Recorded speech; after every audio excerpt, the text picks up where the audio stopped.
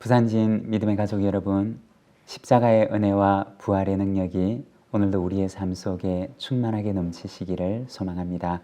오늘 말씀은 시편 61편입니다.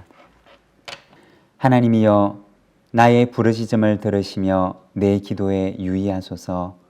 내 마음이 약해질 때 땅끝에서부터 주께 부르짖어오리니 나보다 높은 바위에 나를 인도하소서.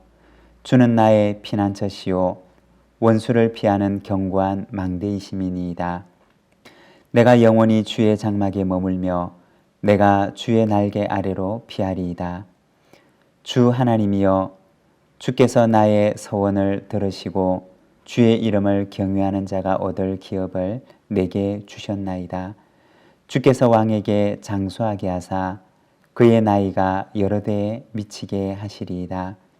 그가 영원히 하나님 앞에서 거주하리니 인자와 진리를 예비하사 그를 보호하소서. 그리하시면 내가 주의 이름을 영원히 찬양하며 매일 나의 서원을 이행하리이다. 아멘. 오늘 우리가 읽는 시편 61편의 말씀은 하나님을 향하여 부르짖는 다윗의 기도의 시편입니다. 1절과 2절의 말씀입니다. 하나님이여, 나의 부르짖음을 들으시며 내 기도에 유의하소서. 내 마음이 약해질 때 땅끝에서부터 주께 부르짖어오리니 나보다 높은 바위에 나를 인도하소서. 다윗은 하나님께 기도하기를 자신의 부르짖음과 기도를 들어주시기를 간구합니다. 2절에 보면 그는 이렇게 기도합니다. 내 마음이 약해질 때 땅끝에서부터 주님께 부르짖습니다. 이 땅끝이라고 하는 곳은 땅에서 가장 멀리 있는 곳을 말하는 것입니다. 그리고 아무리 불러도 대답해 줄 리가 없는 곳이고 그 누구의 손길도 도움도 미치지 못하는 곳이 바로 이 땅의 끝이라고 하는 곳입니다. 다윗은 하나님께 기도하기를 내 마음이 약해질 때 하나님께 부르짖습니다. 다윗도 인간인지라 그의 마음이 약해지는 순간이 있었을 것입니다. 그때 그가 느꼈던 감정은 마치 자기가 아무도 없는 누구의 손길도 미치지 못하고 아무리 소리 질러도 그 누구도 자신의 음성에 귀를 기울일 수가 없는 머나먼 땅끝에 서 있는 것 같은 그러한 느낌을 가졌던 것입니다. 바로 그때 다윗이 하나님께 부르짖으며 기도했던 기도의 시편이 오늘 우리가 읽고 있는 시편입니다. 여러분, 우리의 인생 가운데도 때로는 아무도 도와줄 리가 없는 것 같은 땅의 끝에 서기도 합니다. 그렇지만 바로 그곳, 그 누구의 손길도 미치지 않는 그 땅끝은 기도의 자리라는 사실을 기억하시기를 바랍니다. 그곳은 기도의 자리이고 그리고 하나님께서 나를 만나주시는 자리인 것입니다. 만일에 다윗의 인생에 있어서 그 땅끝의 자리가 기도의 자리가 아니었더라면 어떻게 되었을까요? 그곳은 절망의 자리가 되었을 것이고 그곳은 지옥 같은 죽음의 자리가 되었을 것입니다. 그렇지만 다윗은 그 인생의 땅끝에서 하나님께 기도하고 그곳을 그의 기도의 자리로 만들었던 것입니다. 우리가 다윗의 시편들을 보게 되면 그의 시편의 수많은 기도의 시편들이 바로 이 땅끝에서 드리는 기도였습니다. 우리가 잘 알고 있는 시편 23편, 여호와는 나의 목자시니 내게 부족함이 없으리로다. 다윗의 그 수많은 시편들이 사실은 땅끝에서 드리는 기도의 시편이었고 그리고 땅끝에서 만나주시는 하나님을 찬송하는 시편이었던 것입니다.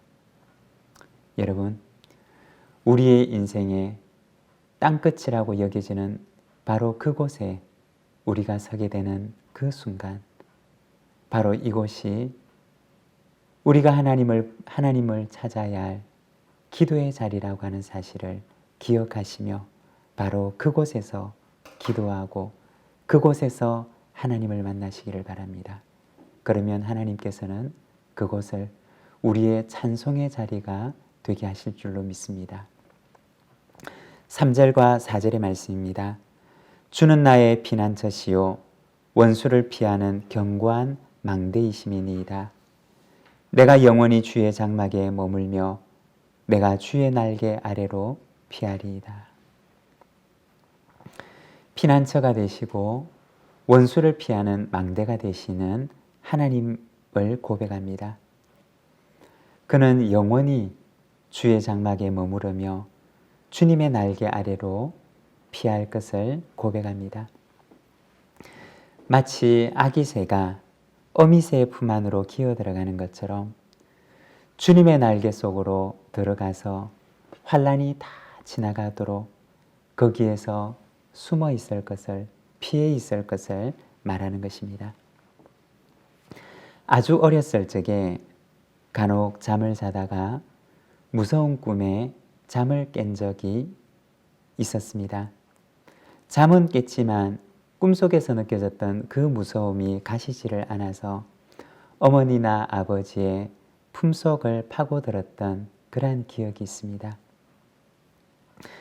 아무리 무서운 꿈이었다 할지라도 어머니나 아버지의 그 품속에 들어가고 나면 두려움과 무서움이 진정되고 다시 잠을 청할 수가 있었던 기억이 있습니다. 다윗의 인생 가운데 이처럼 악몽 같은 순간들이 있었을 것입니다. 이것이 정말 꿈이라면 이라고 하는 생각이 드는 그러한 순간들이 있었을 것입니다. 악몽 같은 두려움이 그의 마음을 엄습하고 그를 약하게 하고 두렵게 할 때 마치 악몽을 꾸었던 어린아이처럼 그는 하나님의 품속으로 파고들었던 것입니다. 그리고는 고백하기를 내가 주의 날개 아래로 피하리이다 말합니다. 여러분, 우리의 인생 가운데도 이처럼 악몽 같은 순간이 있을 수도 있습니다. 그렇지만 바로 그 순간 다윗처럼 주님의 날개 그늘 아래로 나오시기를 바랍니다. 주님께서 그 든든한 날개로 우리의 인생을 덮어주실 줄 믿습니다. 마지막으로 5절의 말씀입니다. 주 하나님이여 주께서 나의 서원을 들으시고 주의 이름을 경외하는 자가 얻을 기업을 내게 주셨나이다. 다윗은 기업을 주시는 하나님을 찬양합니다.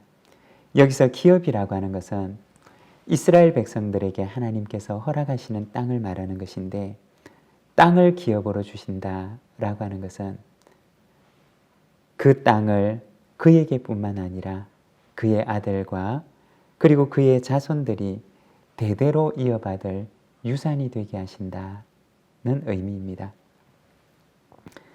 내가 없는데 아들이 있을 수가 없고 아들이 없는데 그 땅을 이어받을 자손이 있을 수가 없는 것처럼 지금 잠시 내 인생에 커다란 환난이 지나가는 것 같지만 그러나 그것은 잠시이고 하나님의 약속은 영원하여서 오랜 시간이 지나고 난 뒤에 돌아보면 그 모든 환난들도 지나가고 하나님께서 그를 굳게 붙드신 것을 보게 된다는 것입니다. 다윗의 인생에도 수많은 역경들이 있었지만 그러나 그의 긴 인생을 돌아볼 때는 그 모든 환난들도 잠시였을 것입니다.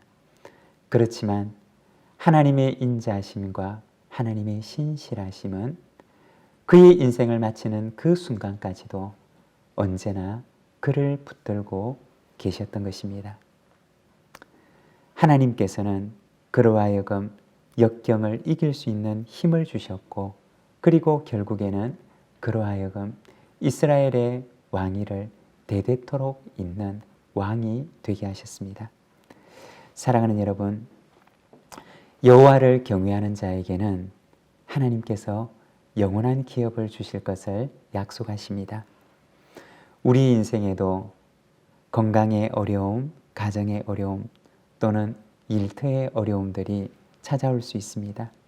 그렇지만 그 모든 어려움들은 잠깐이며 하나님의 신실하심은 영원하여서 그 모든 어려움들을 넉넉히 이기게 하실 줄로 믿습니다. 오늘도 믿음으로 하나님을 바라보며 주님과 함께 믿음의 동행을 하는 우리 모든 부산진 믿음의 가족들이 되시기를 바랍니다. 기도하겠습니다. 사랑의 하나님 아버지, 은혜를 감사합니다. 주님, 우리를 우리의 인생의 땅끝에 서게 하실 때 우리의 마음속에 찾아오는 두려움과 외로움과 불안을 어찌할 줄 몰라 할 때 주님께서 우리를 당신의 날개로 덮으시고 이 두려운 환난이 다 지나가도록 주님의 그 사랑으로 품어주시니 감사합니다.